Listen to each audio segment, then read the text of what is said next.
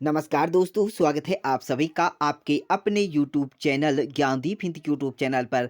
तो उत्तराखंड में नए भर्ती विज्ञप्ति को लेकर लेटेस्ट अपडेट आ चुका है, जहां सहायक अध्यापक भर्ती, वहीं साथ में प्राइमरी सहायक भर्ती, साथ में LT कंप्यूटर शिक्षा के रिक्त पदों पर आवेदन हेतु सीधी भर्ती के माध्यम से आवेदन मांगे गए हैं। तो क्या है महत्वपूर्ण अपडेट, सब कुछ आपको हिंदी में इस वीडियो की मदद से मिलने जा रहा है। तो 8 नवंबर का यह विज्ञापन आप सभी को यहाँ पर लेटेस्ट अपडेट, जहाँ चयन हेतु विज्ञापन उत्तराखंड अधीनस्थ सेवा चयन आयोग की तरफ से जारी कर दिया गया है, जिसमें समूह ग के अंतर्गत सीधी भर्ती के माध्यम से जनजातीय कल्याण विभाग उत्तराखंड के अंतर्गत सहायक अध्यापक प्राइमरी तथा सहायक अध्यापक LT कंप्यूटर शिक्षा के रिक्त पदों पर चयन हेतु विज्ञापन मांगे गए हैं। तो आप सभी के लिए बहुत बड़ी खुशखबरी है, जिसमें विज्ञापन की तिथि 8 नवंबर और आप ऑनलाइन आवेदन कर सकते हैं 14 नवंबर से।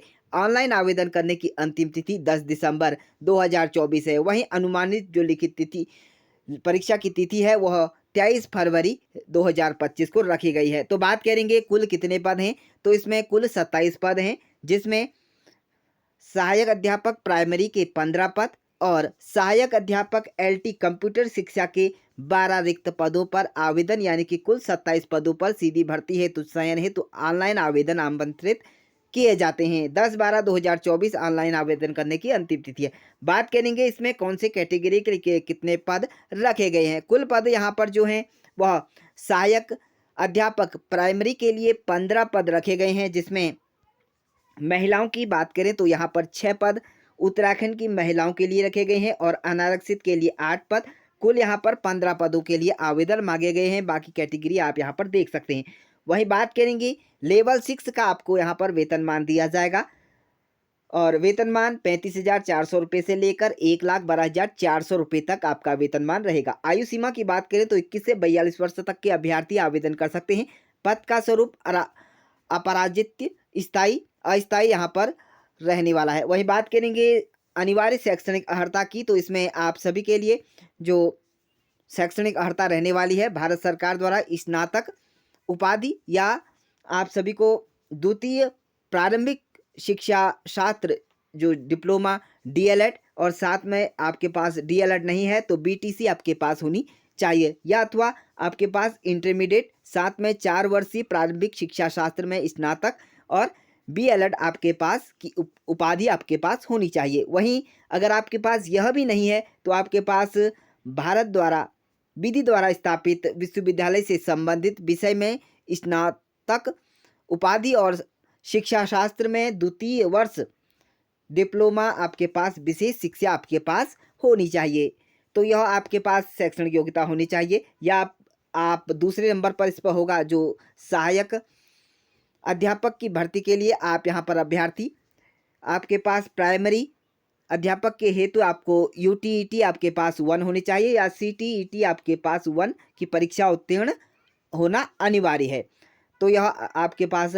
और वहीं बात करेंगे अधिमान अर्हता की, तो इसके लिए आपको पास प्रादेशिक शिक्षा में 2 वर्ष की न्यूनतम अवधि तक सेवा की हो या राष्ट्रीय कैडर कोर B का अथवा C का प्रमाण पत्र आपके पास हो।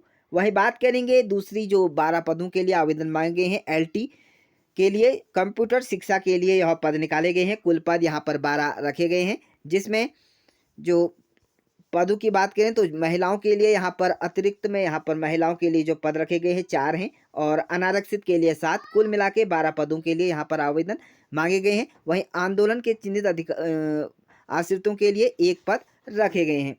वहीं बात करेंगे लेवल 7 का, आपको वेतनमान दिया जाएगा 44,900 रुपये से लेकर 1,42,400 रुपये तक आपका वेतनमान रहने वाला है।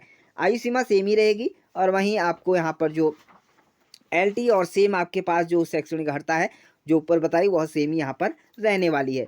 वहीं बात करेंगे इसमें आप यहाँ पर कुल प्रश्न यहाँ पर आपसे जो लिखित परीक्षा का पाठ्यक्रम 100 अंकों का होगा।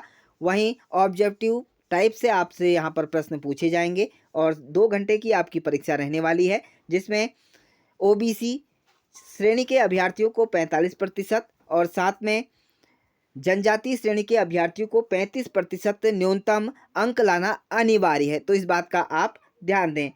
अभ्यर्थियों को ऑफलाइन लिखित प्रतियोगी परीक्षा की प्रश्न यहाँ पर, उसके पश्चात आपको यहाँ पर उसके साथ ही ले जाने की अनुमति, यानी कि ऑफलाइन आपका यहाँ पर यह परीक्षा रहने वाली है।